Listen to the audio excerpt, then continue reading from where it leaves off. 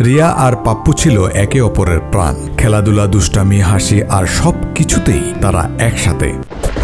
একদিন হঠাৎ আকাশ কালো হয়ে এলো, চারদিক দাপিয়ে বেড়াতে লাগলো ঝড় বৃষ্টি। পাপ্পু তার ছোট বোনকে বাঁচালো, কিন্তু রিয়াকে হারিয়ে ফেলল নদীর স্রোত, তাদের আলাদা করে দিল চিরতরে। অসহায় পাপ্পু মরুভূমির পথ ধরে রওনা দিল। রিয়া কোথায় কিছুই জানে না সে।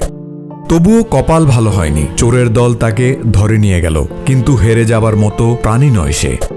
শহরের অন্ধকারে পাপ্পু দেখা পেল এক ছোট্ট ছেলের, বিট্টু। তারও গল্পটা ঠিক পাপ্পুর মতোই দুঃখের। আমরা রিয়াকে খুঁজে বের করব, বলল বিট্টু। খবর পেল রিয়াকে পাচার করা হয়েছে, তুলে দেয়া হয়েছে এক ট্রেনে। পাপ্পু আর দেরি করল না। যখন পাপ্পু ট্রেনের পেছনে ছুটছিল, তার চোখে ছিল শুধুই রিয়া।